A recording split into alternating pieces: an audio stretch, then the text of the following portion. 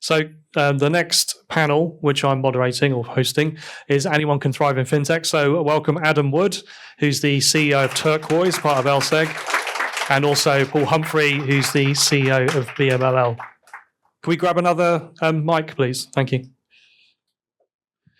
Well, should we start with an introduction, and if you can talk about how you started in the city and what you're doing now? Yeah. Thank you. Thanks, man. Thanks for inviting me to be here as well. It's really good. It's good to see everybody in the room. I guess we're taking a bit of a left turn, so very different to Christian's sort of background. I didn't go to university. I left school at 16. I did a whole bunch of different things. Came from a single parent family, watching my mum struggle as we went by, and sort of realised one thing I don't want in life is to struggle the same way that she did, which was a great thought. But then how do I change that? What do I do to not be in that situation? And I wasn't academic. I didn't enjoy school. I didn't enjoy the classroom environment.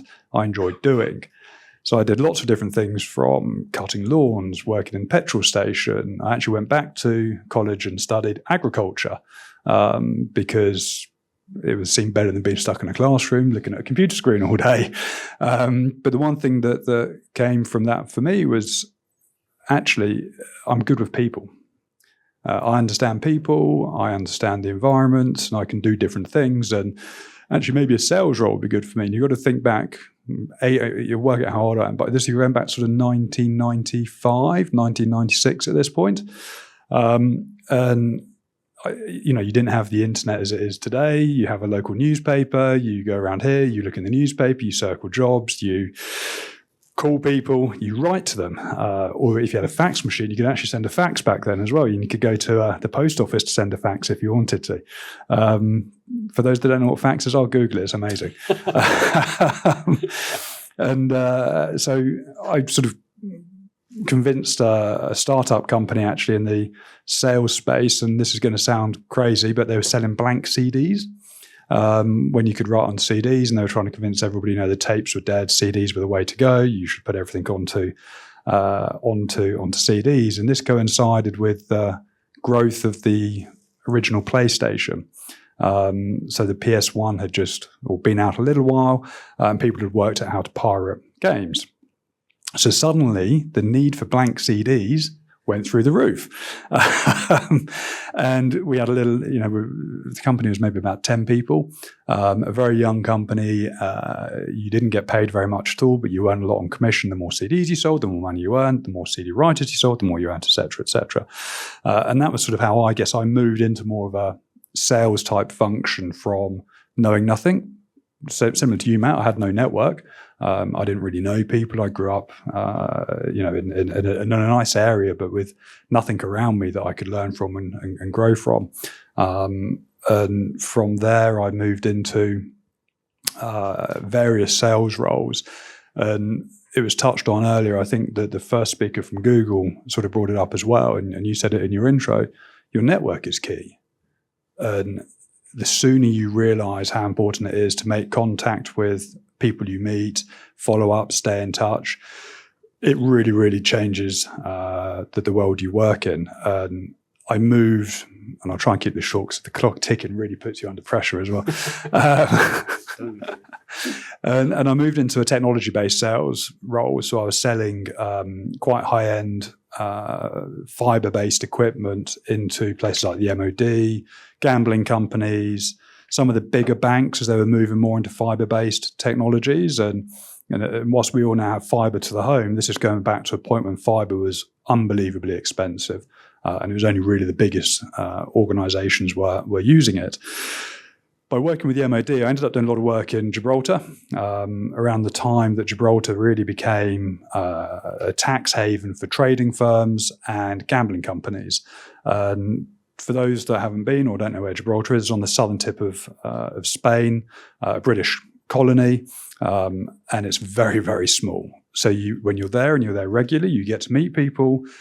The bars are really, really good. The weather is really, really good as well. And the most bizarre thing that you sort of get used to, English police officers, red phone boxes, if people remember what those are, and the post boxes are British. That's really odd. And I got to meet somebody through a bar. He was an ex-floor trader from what used to be the London futures market. And the London futures market was moving electronic. You'll know this very well. And he had a business partner who was a developer.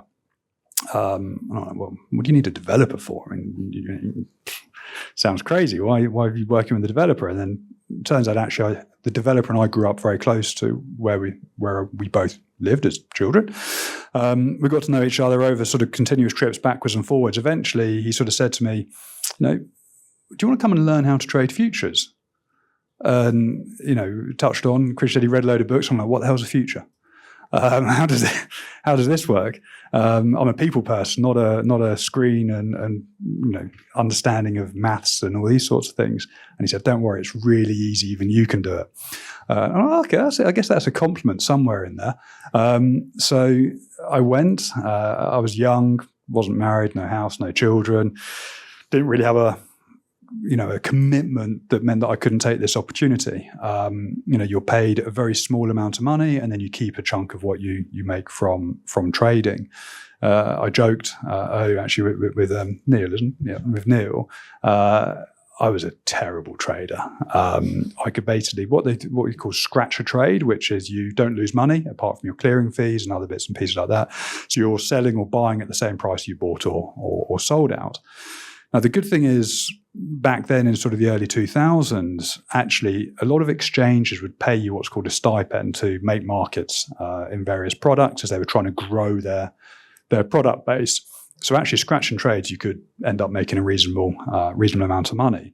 But what I learned during this phase is actually I missed people.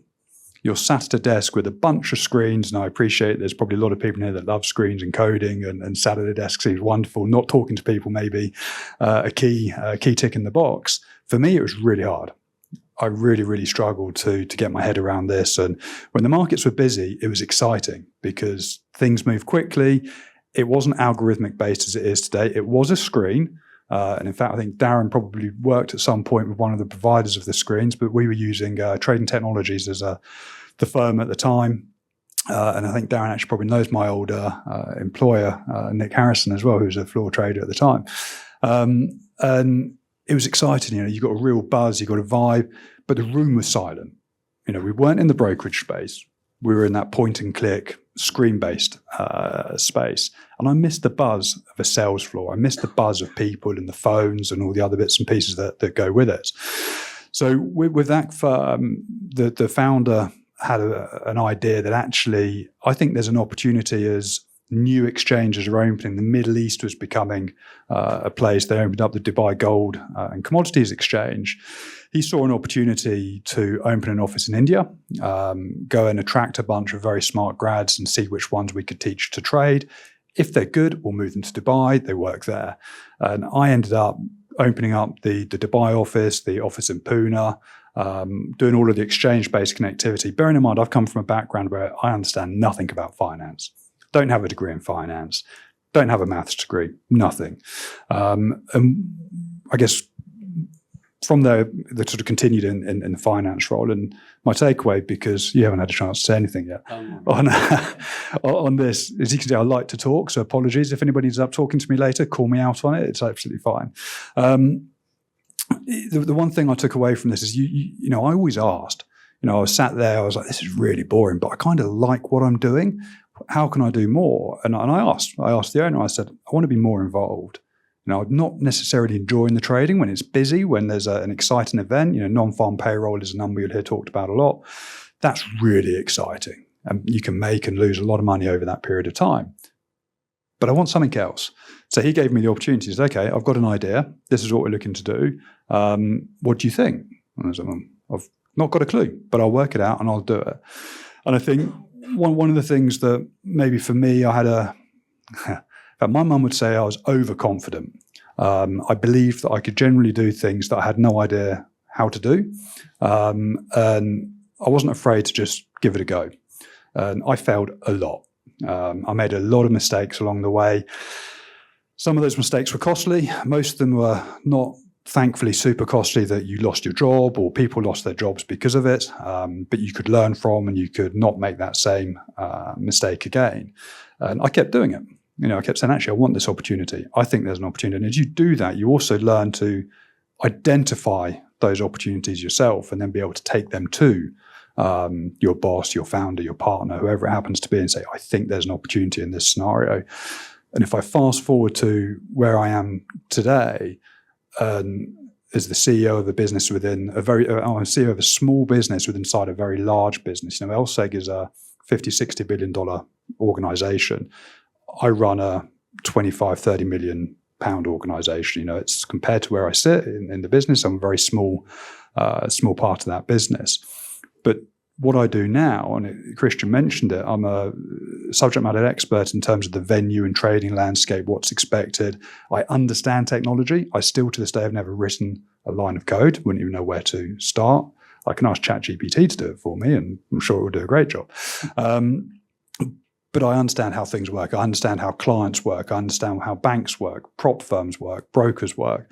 And that's where I sort of fit into what we do. I'm not the technologist. I do the people. I do the business. The one thing that nobody's touched on yet in fintech, governance, regulation. It is so boring. But if you get it wrong, you're out of business, you risk jail, you risk losing everything, your investors risk losing everything. It's really, really important. If you're selling into a regulated business, you've really got to understand that regulation. And for somebody who doesn't necessarily enjoy that aspect of it at all, there's a lot of reading, there's a lot of lawyers involved a lot of the time, a lot of compliance people. It's really, really important you understand those risks. And it's all changed since sort of really 2008, 7, 8. Financial crisis really, really changed how compliance, regulation, and risk are looked at. And we used to sort of joke, your compliance officer was lucky if they got a broom cupboard to sit in. Never mind a computer, they don't need a computer. Now your compliance officer has a corner office. They've got a team of people working for them. It's a really, really important function in the world that we work in. Sorry, Matt, I talked a lot. That's all right. I didn't realise you were a futures trader. So I did that back in the day as well. I think one thing as well we've all got in common, we're all CEOs of fintech companies. None of us can code. No. Whatsoever. Over to you, Paul. Thank you for that. And it's really important for you guys to understand that you see these pictures up here of these really important CEOs looking really smart and, great logos underneath them. Everybody has a backstory. It's really important. And one piece of advice out the gate is be curious, ask questions, don't be judgmental.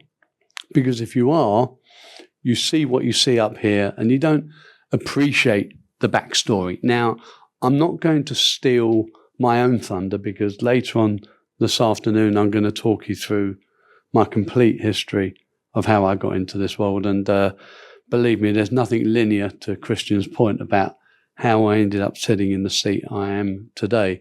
I came from a working class family, blue collar background. My mother was an immigrant from Singapore, and I thought an engineer was someone who fixed my boiler, who fixed my car. I had no idea of what an engineer certainly was in the environment we're talking today. I was good at school. I was, but I wasn't encouraged to go into further education because my parents didn't know how to do that. So I fancied myself as a businessman, actually. We never used the word entrepreneur in those days, certainly not in the circles I mixed in. And I left school, I went into business. I'm going to tell you all about that later. But if you look at me on LinkedIn, life started in 1987, 88. I left school at 16 in 1980. I didn't talk, and I still don't talk about that period of my life. So you guys are going to hear that today, and how I got into it. And it's, but I became a businessman, fancied myself as an entrepreneur. In my early 20s, I had to change course because I lost it all. And somehow through a friend of mine, I got into the city. I became a Eurobond broker. I had no idea what a Eurobond was. I'm sure you guys don't. I got into the city. But what was my USP? Was it that I could sell? Was it that I understood people? To Adam's point, what did I find I was good at? Actually, I was a pretty good strategist. I could tell you that was about to happen. I looked at patterns of what was happening in the industry, and it was amazing to me just how many people didn't join the dots. What would be the likely thing to happen next? The other thing that was in me was something that I wanted to continually evolve. I didn't rest on my laurels when I got to being successful in something. I didn't sit there and go, this is it. Isn't it great? Because life changes. Change happens. And people hate change. On the whole, most people don't like it. They stick to what they know. Keep doing what they're doing. And they'll look around them and say, you know what, this isn't going to last forever. How do I evolve with it? And I don't want to defend or resist change. Actually, I want to embrace it. Go for it. And I've done that throughout my career. And it's taken me from being a young businessman, which I'll tell you all about, to being an early Eurobond broker. I ended up being called an e-commerce expert. I ran e-commerce for a number of different firms. I then ran data companies. And today, I'm not the founder of BMLL, a brilliant data and analytics startup of 90 odd people today. I came in when they needed an industry CEO to take it to another level. It's interesting hearing Christian say, you know, when he was 10 people, he spent too long coding and not enough time running the company when it got to 50 people. I work with over half my team are PhDs. I tell my children I'm the dumbest person in the company by a mile. I work with brilliant, inspirational people. I think we're doing some amazing thing. And honestly, I'm getting smarter by osmosis every day. And you know why? Because I continually ask questions. It is a superpower, honestly. And there is no such thing as a stupid question. Let that sink in. It's a myth, okay?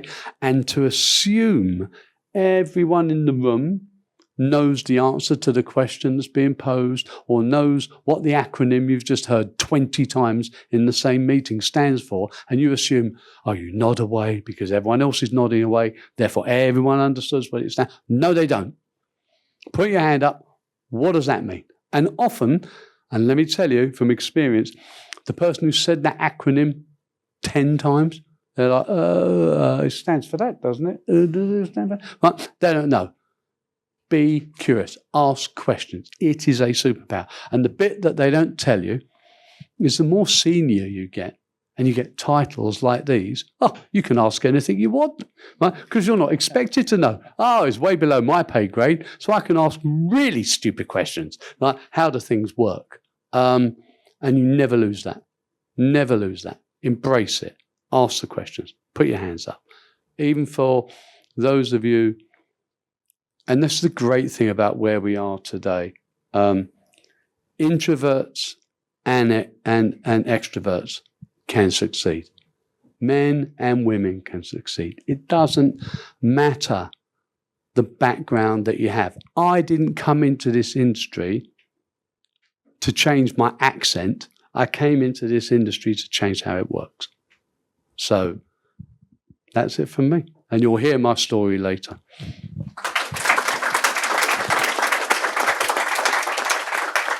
So you're both running technology companies, but neither of you are technologists. Did you get to that point just by asking a lot of questions and continue to do so then? I guess it's kind of interesting because the London Stock Exchange, often caught in the old CEO of the group was a guy called Xavier Rollet. And again, if you don't follow him on LinkedIn, I'd strongly suggest you do. Really, really smart guy, ex-Goldman banker. Now into wineries and all sorts of things. Very, very interesting guy. He always used to say that the London Stock Exchange is the oldest technology company in the city. As trading, if you think about the trading world, it was always you'd hear the floor, the pits, and they still have some in the US. In fact, we still have one in London. The LME still has a London Metal Exchange, still has a floor, and it still has some very old rules that you need to follow. So shirt and tie is a must. Your top button has to be done up. Very important. You will get kicked off the floor if it's not, even if you're visiting the floor. They may have relaxed that a little bit, actually. I'm not sure, but it certainly used to be the way. And your foot or part of your body always has to be touching the ring, the bench that goes around the edge of the ring. Really interesting. As everything moved electronic, that actually meant as exchanges or trading venues, you had to become a technology company of some sort. Now, there are different ways that you can do that. You can buy technology, so you can go to a technology company that can build these things, has the expertise in-house, or you can try and build it yourself. Bearing in mind, an exchange back in the day is not a technology company. It doesn't have technology people. It tends to have very loud, brash traders and old school traders. You'll hear the term barrow boys banded around or whatever from back in the day, and some of us are old enough to be very familiar and friends with some of those characters who are great characters. So, and I can tell you a little bit more about the LSE's history of where it went through technology. So the actual London Stock Exchange started by outsourcing its technology to big organisations to varying degrees of success, and it wasn't all the way back until 2010 or 11. They bought a company in Sri Lanka called Millennium Technologies, and that was when the LSE first built its own trading matching engine technology. And still today, we operate on the Millennium platform. The Millennium organization is still predominantly in Sri Lanka and now dotted throughout the globe, and sell their technology also to other trading venues and primary markets around the world as well. So we don't come from technology. We've had to embrace technology as the markets have evolved over time as well. So this is the really interesting bit when you think about it. I understand technology. I get it. I can't write code, but I understand how it all works. I understand where bits need to plug in. But the important thing in our world when it comes to technology is actually understanding how are people going to use it? How has the use of our technology changed over time? And I talked at the beginning about my sort of stint in futures. That was a screen-based system. You point and click, the prices are moving, and you're hitting the prices you want to, hopefully, hitting the prices you want to get. And this was bearing in mind before latency became a thing, before being super quick really mattered, because you're using your eyes and a mouse to point and click. And the speed of change in technology, you think it's 14 years since the iPhone first came out, something like that. Yeah. And prior to the iPhone coming out, you had these big mobile phones, and those had only been out a few years at that point as well. Trading technology and the speed at which we trade has just evolved so quickly. So as you sort of build your trading technologies, the idea of somebody looking at a screen and trading, and hopefully it'll be really interesting this afternoon to see who's built trading apps for retail investment. It's all changed so quickly. You really cannot appreciate the change that a lot of the people who are speaking today will have seen in this space. So that means you have to think about your infrastructure very, very differently. So you can't just sort of put any old box in. You have to refresh your technology on a regular basis. The introduction of FPGA technology and memory-based technology, and then the introduction of cloud. I mean, financial services and us as trading venues, we don't operate our trading venue in the cloud today. We use cloud technology, but we use it for non-latency sensitive trading. What does latency mean in terms of trading? What microseconds are we on now? Yeah, so now we're actually about to timestamp at the nanosecond level. So that'll come in next year. And again, that's actually driven a bit by regulation. Stamping at the nanosecond. Now, for us, that as a venue, that's actually not a problem. You'll love it from a data collection point of view. However, it does become an issue for users. So not everybody needs nanosecond, microsecond, even millisecond timestamping and data. And again, it comes back to how you're doing. Us in this room as retail investors, do we need microsecond, nanosecond? No. We're sat on our mobile phones thinking, do I want to buy or sell this? There is no latency issue. But latency comes in if you think about market making. As prices are changing, as the markets evolve, latency becomes a real key factor, because if you've got a price up and the price of the underlying is moving, or your reference that you're linked to is moving, you've got a stale price. Somebody who's quicker than you is going to take your price and then trade against you elsewhere. So they're using you as an arbitrage opportunity. And you hear about latency arbitrage. Where we are today in the world of venues, we have a lot of competing venues. If you think back to when the London Stock Exchange started, you only had the London Stock Exchange to trade. You want me to cut off? Okay. We can talk about it. If anyone's interested in latency and how it works, Paul and I are probably pretty switched on to that, so we can help you on that piece. But yeah, there's a whole massive industry. I mean, that's probably what your business is, right? Well, around that. You asked a question around, we're not coders yet, we run technology businesses. It's one that I'm going to speak to you about later. All right. Yeah, Paul's speaking 6:30, I think, later on today. But a round of applause for Adam and Paul. Sorry to cut you off. Cheers, guys.